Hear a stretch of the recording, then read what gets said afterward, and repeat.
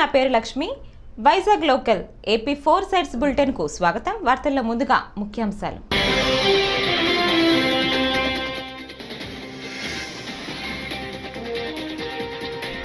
భద్రాచలంలో అంగరంగ వైభవంగా సీతారాముల కళ్యాణం.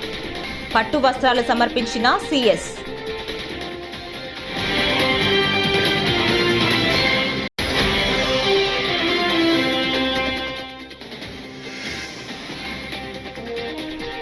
కోడికత్తి డ్రామాకి ఓ దళితుడిని బలి చేశారు.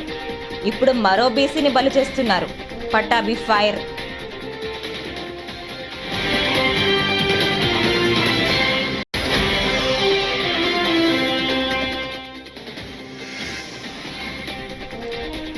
జనసేన పార్టీ అభ్యర్థులకు బీఫారాలు అందించి ప్రమాణం చేయించిన పవన్ కళ్యాణ్.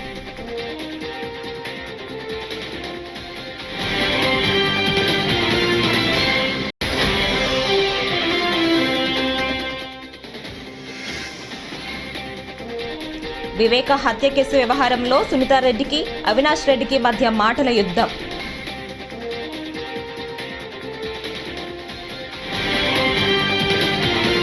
వార్తల ముందుగా శ్రీరామనవమి భద్రాచల క్షేత్రంలో బుధవారం సీతారాముల కళ్యాణం నేత్రపరమంగా సాగింది.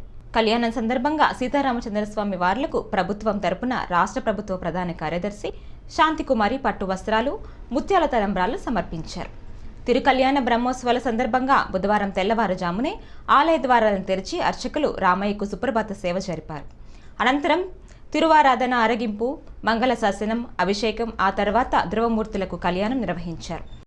శ్రీరామనవమి నాడు కళ్యాణం చేసేటువంటి సంప్రదాయం ఏర్పడింది. దానికి కారణం యస్యావతార సమయే తస్య కళ్యాణమాచరేత్ అని పాంచరాత్రాగమంలోని పురుషోత్తమ సంహిత వచనం. రాముడు అవతరించినటువంటి నాడే కళ్యాణం చేసేటువంటి సంప్రదాయం, రాముడు అవతరించినటువంటి సమయంలోనే కళ్యాణం జరిపేటువంటి సంప్రదాయం భద్రాచలంలో ఏర్పడింది. భద్రాచలాన్ని బట్టి అన్ని చోట్లలోనూ ఈనాడు శ్రీరామనవమి నాడు కళ్యాణం జరుగుతూ ఉన్నదంటే అది భద్రాచలాన్ని ఆదర్శంగా తీసుకొని అన్ని చోట్ల కళ్యాణోత్సవాలు జరుగుతూ ఉన్నాయి. కనుక అలాంటి విశేషమైనటువంటి సీతారాముల కళ్యాణోత్సవాన్ని మనం ప్రారంభించుకోబోతూ ఉన్నాం. స్వామివారి కళ్యాణోత్సవాన్ని అర్చక స్వాములు ప్రారంభించబోతూ ఉన్నారు. అత్ర స్థితానాం సమస్త భక్త జనానాం సకుటుంబానాం క్షేమస్థైర్య ధైర్య వీర్య విజయ అభయ ఆజురారోగ్య ఐశ్వర్యాభివృద్ధ్యర్థం.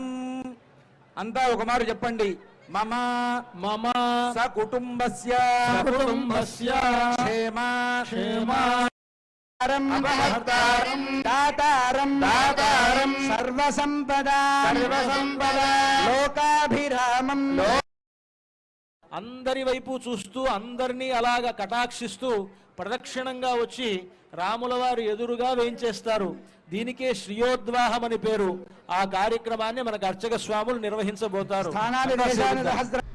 సీఎం జగన్ పై రైతు దాడి వ్యవహారంలో వడ్డేర సామాజిక వర్గానికి చెందిన మైనర్లను బలి పశువులను చేస్తున్నారంటూ టీడీపీ నేతలు మండిపడుతున్నారు. తెలుగుదేశం పార్టీ జాతీయ అధికార ప్రతినిధి కొమ్మారెడ్డి పట్టాభిరాం దీనిపై మీడియా సమావేశం నిర్వహించారు. నాడు 2019లో కోడికత్తి డ్రామాకి ఒక దళితుడిని బలి చేశారని, ఇప్పుడు ఒక బీసీని బలి చేస్తున్నారని ఆగ్రహం వ్యక్తం చేశారు. బలహీన వర్గాలకు చెందిన పిల్లలను మీ కార్యాలయాల్లో బంధించి 3rd డిగ్రీ ప్రయోగిస్తారా? బీసీలంటే మీకు అంత చులకనగా ఉందా? రాష్ట్రంలో ఉన్న కోట్లాది మంది బీసీలు ఇవాళ తెలుగుదేశం పార్టీకి వెన్నెముక. అలాంటి వారిపై ఈ రకమైన దౌర్జన్యం జరుగుతుంటే టీడీపీ చూస్తూ ఊరుకుంటుందనుకుంటున్నారా? ఖచ్చితంగా దీని పర్యవసానాలు అనుభవిస్తారు అంటూ పట్టాభి హెచ్చరించారు. కుట్రలో ఏదో ఒక విధంగా ఈరోజు బలమైనటువంటి ప్రతిపక్ష పాత్ర పోషిస్తున్నటువంటి తెలుగుదేశం పార్టీ, ఆ పార్టీకి చెందినటువంటి ముఖ్య నాయకులు ఎవరైతే గత 5 సంవత్సరాల కాలంగా జగన్మోహన్ రెడ్డి ప్రభుత్వంలో జరుగుతున్నటువంటి అవినీతి అక్రమాలను కానివ్వండి, వాళ్ళు చేస్తున్నటువంటి అరాచకాలను కానివ్వండి, బలంగా ఎవరైతే ప్రశ్నిస్తున్నారో అటువంటి వ్యక్తుల్ని ఇరికించేటటువంటి కుట్ర కూడా జరుగుతోంది. ఒకటి ప్రజల వద్ద నుంచి సానుభూతి పొందే కుట్ర, రెండోది బలమైనటువంటి వాయిస్ని ప్రజల పక్షాన వినిపిస్తున్నటువంటి నాయకుల్ని ఇరికించినటువంటి కుట్ర. రెండు రకాలుగా కూడా తాడేపల్లి ప్యాలెస్ కేంద్రంగా ఈ కుట్రకి తెరలేపారు జగన్మోహన్ రెడ్డి, అతని దొంగల ముఠ. విజయవాడలో ఆ రోజున ముఖ్యమంత్రి గారి బస్సు యాత్ర సందర్భంగా ఏం జరిగిందో ప్రపంచం మొత్తం చూశారు. ఏనాడు ముఖ్యమంత్రి యాత్రలలో కరెంటు పోనిది, ఆ రోజున కరెంటు పోయింది. ఒక రకంగా చెప్పాలంటే కరెంటు తీసేశారు.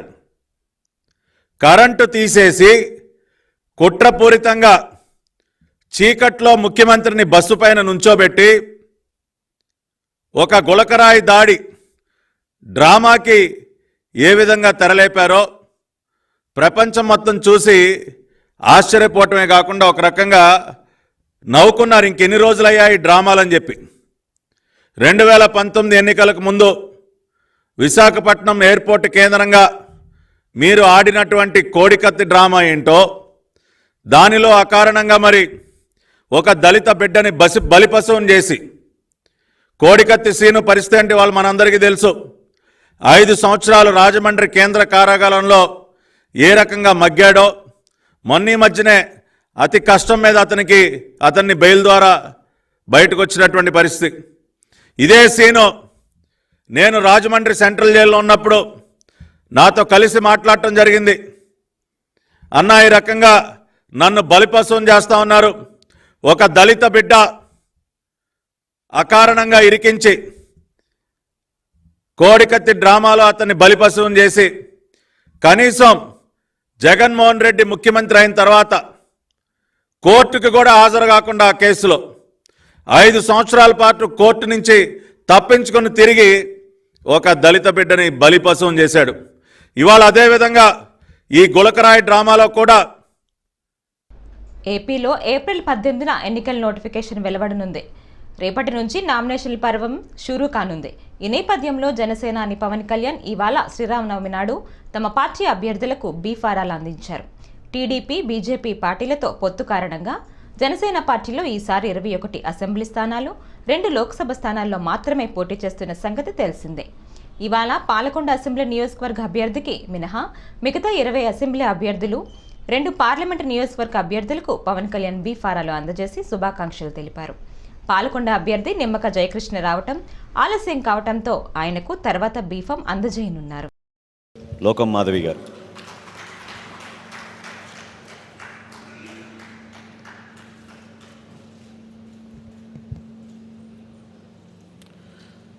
అనకాపల్లి నుంచి కొంతాల రామకృష్ణ గారు.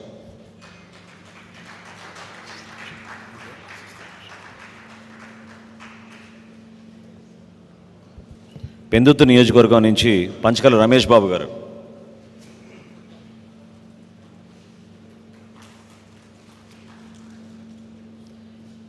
యలమంచిలి నియోజకవర్గం నుంచి సుందరపు విజయ్ కుమార్ గారు.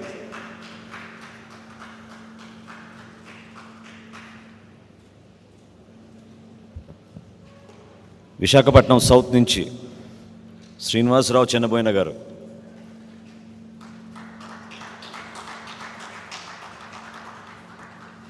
కాకినాడ రూరల్ నుంచి పంతం నానాజీ గారు.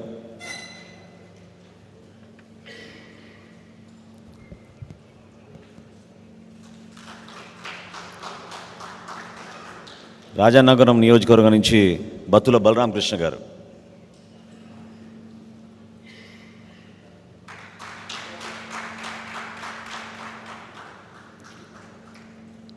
రాజోల్ నియోజకవర్గం నుంచి దేవ వరప్రసాద్ గారు.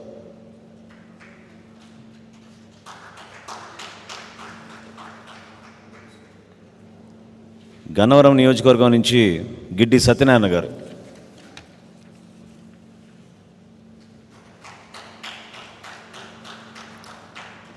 నిడదవోలు నియోజకవర్గం నుంచి కందులు దుర్గేష్ గారు.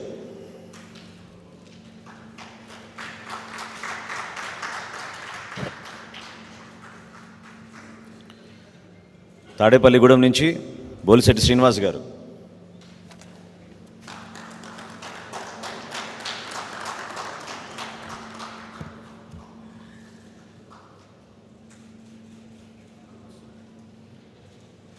భీమవరం నియోజకవర్గం నుంచి పులపర్తి రామాంజనేయులు గారు,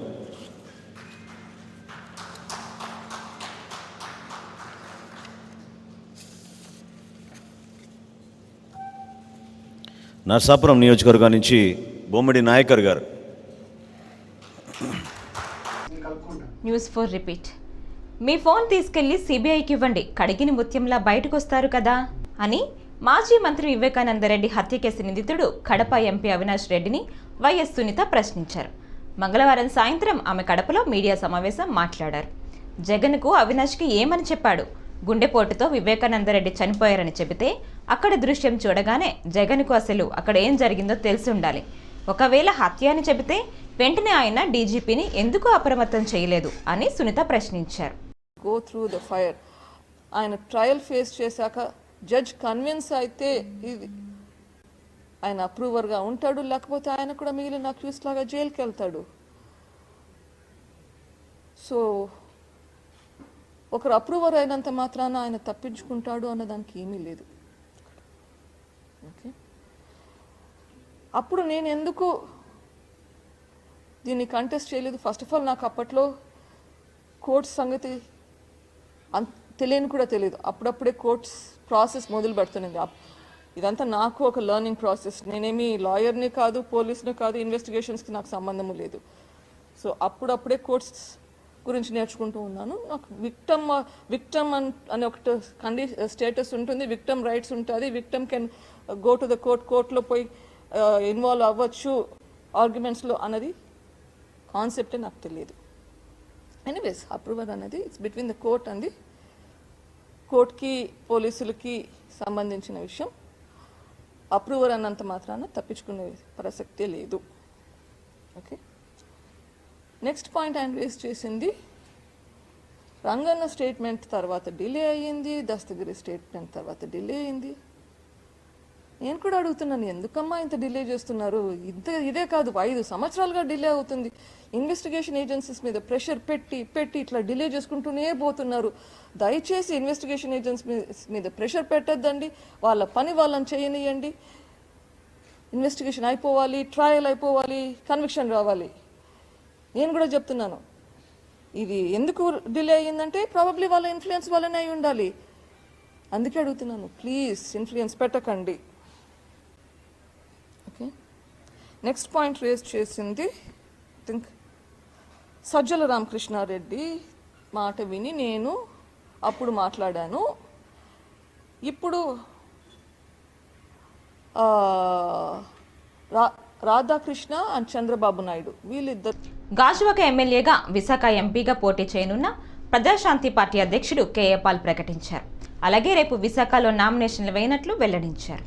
బుధవారం మీడియాతో మాట్లాడుతూ ఆంధ్రాలో 30 మంది ఎమ్మెల్యేలు గెలిపిస్తే తాను సీఎం అవుతానన్నారు. విశాఖను వాషింగ్టన్ డీసీగా, ఆంధ్రాను అమెరికా చేసే సత్తా తనకుందని చెప్పుకొచ్చారు. నాకైతే ఏడుపు వస్తుంది. ఎందుకు? నేను కావాలి, మార్పు కావాలి, పాలన రావాలి అని బొంబేలో ఒక డైరెక్టర్ నిన్న రాత్రి ఈ పాటని నాకు గిఫ్ట్గా పంపించాడు. ఇది చూసి ఇంకొక ఆయన ఈరోజు ఉదయం ఇంకొక పాట పంపించారు. ఇక్కడ ఉన్న మిత్రులు 2 పాటలను ఎడిట్ చేసి రిలీజ్ చేయమని. ఎంత అభిమానం, ఎంత ప్రేమ మీరు నాకు చూపిస్తున్నారు. కాబట్టే నేను మీ కొరకు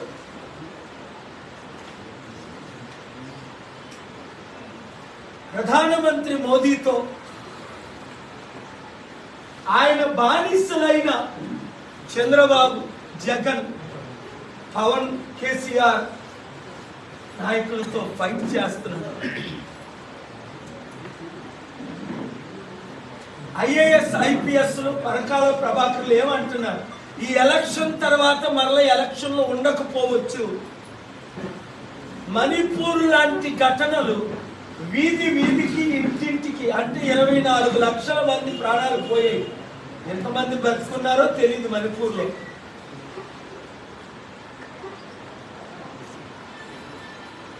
ఇంత అన్యాయం చేస్తున్నారు. నేను తప్ప ఇక్కడ విశాఖపట్నంలో కానీ, ఆంధ్రప్రదేశ్లో కానీ, తెలంగాణలో కానీ వైఎస్ జగన్మోహన్ రెడ్డి అధికారంలోకి వచ్చాక రాష్ట్రంలో విధ్వంస పాలన సాగుతోంది.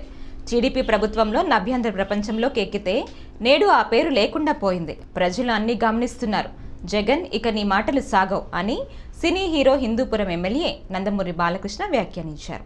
స్వర్ణాంధ్ర సాకార యాత్రలో భాగంగా మంగళవారం కర్నూలు జిల్లా ఎమ్మిగనూరు మంత్రాలయం నియోజకవర్గాల్లో ఆయన పర్యటించారు. అది వెలకెట్టలేనిది, డబ్బుకు అమ్ముడుపోనిది, ఎటువంటి ప్రలోభానికి లోను కానిది అభిమానం. అటువంటి అభిమాన ధనాన్ని సంపాదించినందుకు మరి ఇంతమంది పేర్లు చెప్పాం మనం. రామారావు గారు ఎవరైతే మీ అందరి చేత దేవుడిలా కొలవబడ్డాడో ఆయనే స్వయంగా మరి చలచిత్ర పరిశ్రమ అన్ని అందిస్తున్న ఆయనకి మరి దానికంతా మీరే కారకులు. ప్రజలే దేవుళ్ళు, సమాజమే దేవాలయం. అందులో నేను ఒక దేవుణ్ణి అర్చకుణ్ణి అని మీ రుణం తీర్చుకోవడానికి ఆనాడు ఆయన చలనచిత్ర పరిశ్రమను విడిచి తెలుగుదేశం పార్టీని స్థాపించి మరి ప్రతి తెలుగు బిడ్డ, ప్రతి తెలుగు మట్టి గడ్డ నేను తెలుగువాణ్ణి అని సగర్వంగా చెప్పుకునే సత్తువ తెగువ అలా పొగరికి పదును పెట్టి బయటకు వచ్చి చెప్పే సత్తా ఇచ్చిన తెలుగు తేజం నందమూరి తారక రామారావు గారు. అలాగే నందమూరి తారక రామారావు గారు ఆయన రాజకీయాల్లోకి రాకముందు చాలా మందికి రాజకీయాల మీద పెద్ద మక్కువ ఉండేది కాదు. అసలు చాలా మందికి తెలియదు, 80% మందికి తెలియదు. అటువంటిది ఆయన వచ్చి తెలుగుదేశం పార్టీ పెట్టి ఒక బిడ్డ బొడ్డు ఊడక ముందే అసలు రాజకీయ చైతన్యం తీసుకొచ్చిన రాజకీయ మహానుభావుడు నందమూరి తారక రామారావు గారు. తాడిమర్రి పోలీసులు 58 ట్రాక్టర్లను స్వాధీనం చేసుకున్నారు. పులివెందుల పట్టణానికి చెందిన ఓ వ్యక్తి ఫ్యాక్టరీలో పనుల కోసం తాను మరి మండలానికి సంబంధించిన రైతుల వద్ద ట్రాక్టర్లను లీజుకు తీసుకుని వాటిని వివిధ చోట్ల తాకట్టు పెట్టి సొమ్ము చేసుకున్నాడు. ట్రాక్టర్ల యజమానులకు డబ్బులు ఇవ్వకపోవడంతో పోలీసులను ఆశ్రయించగా పోలీసులు 58 ట్రాక్టర్లను వివిధ చోట్ల స్వాధీనం చేసుకుని స్టేషన్కు తరలించారు.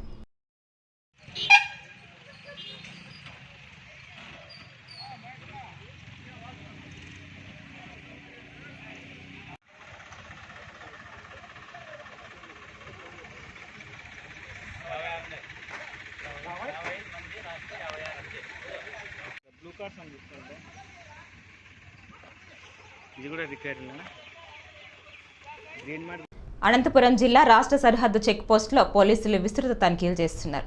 తాజాగా విడపకన్లు రాష్ట్ర సరిహద్దు చెక్ పోస్టు వద్ద రాత్రి తనిఖీల్లో కర్ణాటక రాష్ట్రం బళ్ళారి నుంచి కారులో ఎటువంటి అనుమతి లేకుండా తరలిస్తున్న 12 కిలోల వెండి ఆభరణాలు, 200 గ్రాముల బంగారం, 2 లక్షల నగదును పోలీసులు స్వాధీనం చేసుకుని సీజ్ చేశారు.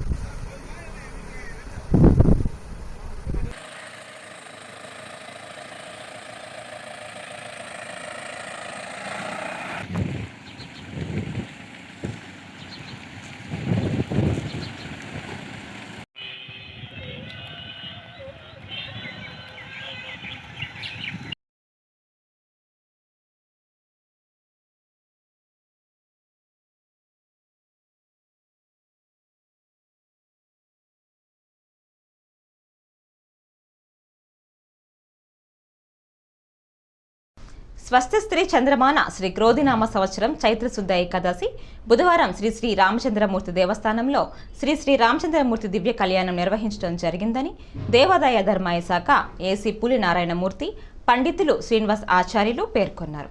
కాకినాడలో బుధవారం శ్రీ సీతా సమేత రామచంద్రమూర్తి దివ్య కళ్యాణం ఘనంగా నిర్వహించారు.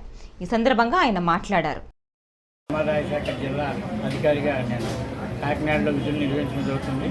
అందులో భాగంగానే మా ఉన్నతాధికారి ఆదేశాల ప్రకారం కూడా మా జిల్లాలో ఉన్నటువంటి ఆలయాలన్నింటిలోని కూడా ఈ యొక్క సీతారాముల కళ్యాణం అత్యంత వైభవంగా జరిగే విధంగా ముందస్తుగా కూడా అందరికీ సూచనలు జారీ చేయడం జరిగిందండి.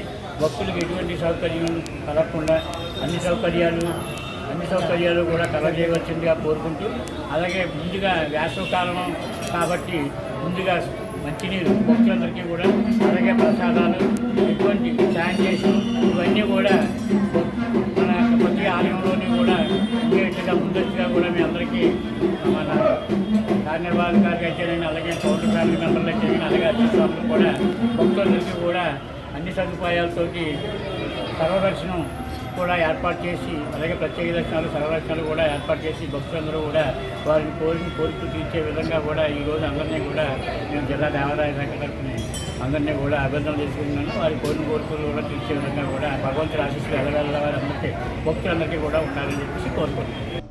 పిఠాపురం పట్టణంలోని మాజీ ఎమ్మెల్యే వర్మ బుధవారం ఎన్నికల ప్రచారాన్ని నిర్వహించారు. ఈ ప్రచారంలో భాగంగా ఆయన సీఎం జగన్ను ఉద్దేశించి ఎద్దేవా చేస్తూ ప్రచారం నిర్వహించారు. సజ్జల సలహా విని సీఎం జగన్ దాడి చేయించుకున్నారని, గులకరాళ్ల డబ్బాలోంచి కింద పడేస్తూ వినూత్నంగా విమర్శలు చేశారు. జగన్ ఇప్పుడు గులకరాయితో రేపు ఇసుకతో కొట్టించుకుంటారన్నారు. తేలికపాటి రాయి పడితే ఎంత దెబ్బ తగులుతుందని ప్రశ్నించారు.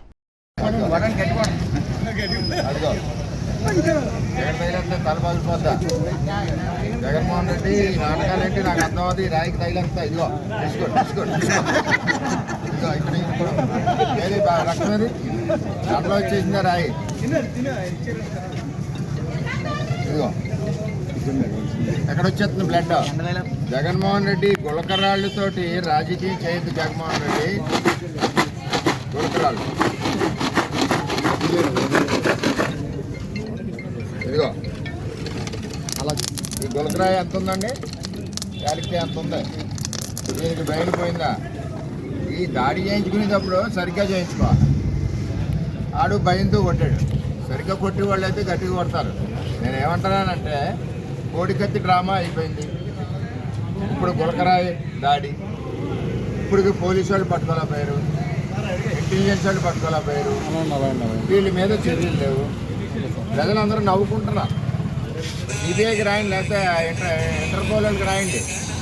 ఇంటర్పోల్ రాస్తే గులకరాయి ఎక్కడి నుంచి వచ్చింది, ఎక్కడ పుట్టింది, రాయిని ఎలా తయారు చేశారు.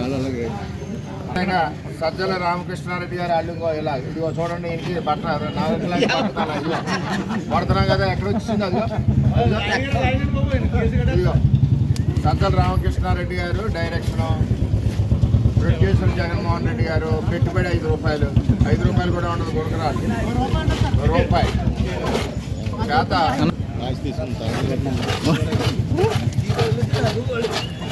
గులకరాలతో దాడి ముఖ్యమంత్రి మీద.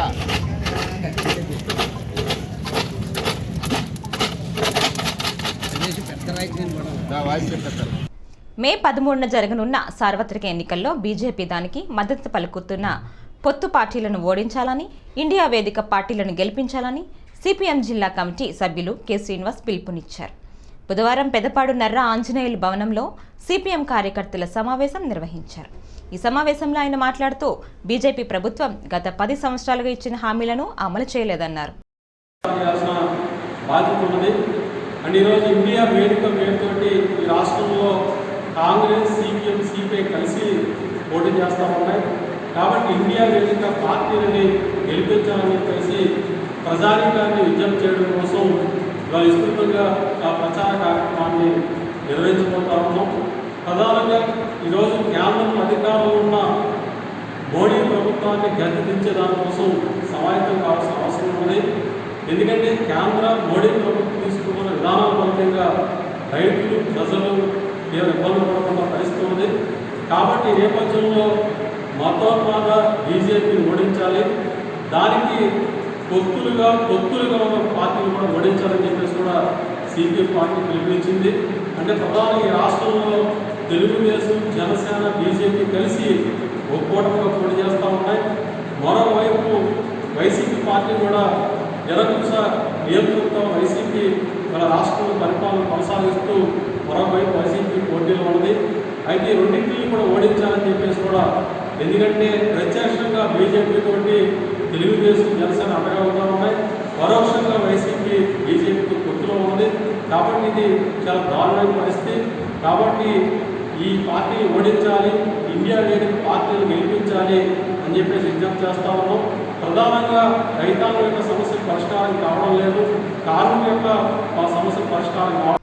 మదనపల్లి ఎమ్మెల్యే అభ్యర్థిగా పోటీ చేస్తున్నానని బీసీ హక్కుల పోరాట సమితి నాయకుడు బోడెం రాజశేఖర్ కోరారు. మదనపల్లి ప్రెస్ క్లబ్లో నిర్వహించిన సమావేశంలో ఆయన మాట్లాడుతూ మదనపల్లి ఎమ్మెల్యే అభ్యర్థిగా తాను పోటీ చేస్తున్నానని, తనకు ప్రజల మద్దతు కావాలని విజ్ఞప్తి చేశారు. ఏపీ బీసీ హక్కుల పోరాట సమితి రాష్ట్ర ఉపాధ్యక్షులు నాగనేని గోవింద్, చిన్నరెడ్డప్ప తదితరులు పాల్గొన్నారు. బీసీ హక్కుల పోరాట సమితిని తెలియజేస్తున్నాం. అదేవిధంగా ఈరోజు ఈ మీడియా సమావేశం సారాంశం ఏంటంటే, మేము ఇదివరకే చెప్పినట్టుగా కొన్ని రాజకీయ పార్టీల వారు బడుగు బలహీన వర్గాల వారి సమస్యలపైన ఇప్పటి వరకు వివరణ అనేటువంటిది ఇవ్వకుండా వారు వారి వారి సంబంధికులకు టికెట్లు ఇవ్వడము, వారి వారి ఆలోచన విధానంతో బడుగు బలహీన వర్గాల వారి పేరు పెట్టుకొని రాజ్యాధికారం వైపు అడుగులేస్తూ గద్దెనెత్తుతూ రాజ్యాధికారం అనుభవిస్తున్నారు. ఇప్పుడు మేమేమి చెప్తున్నామంటే, స్పష్టంగా చెప్పాము, బడుగు బలహీన ప్రజలకు ఎవరైతే మేము పెట్టేటువంటి ప్రతిపాదన, మేము చేసేటువంటి అంశాలను పరిగణలోకి తీసుకుంటారో ఆ పార్టీకి మా మద్దతు ఉంటుంది కొన్ని నియోజకవర్గాల్లో అని చెప్పి ఇదివరకు చెప్పాము.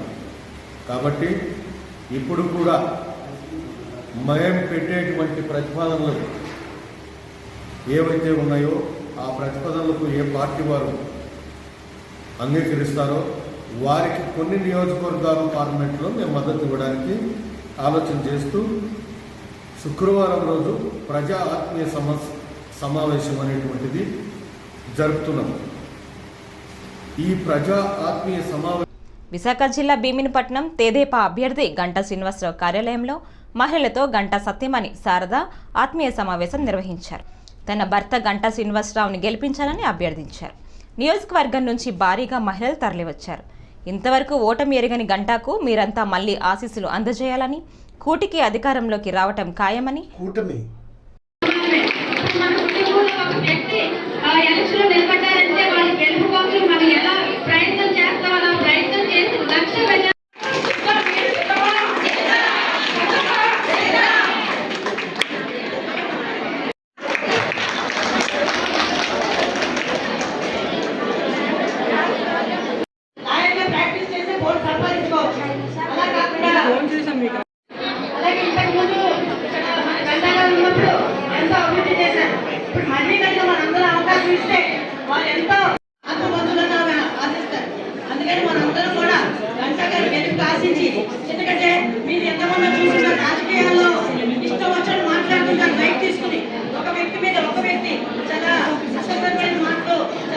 ఏమంటారు?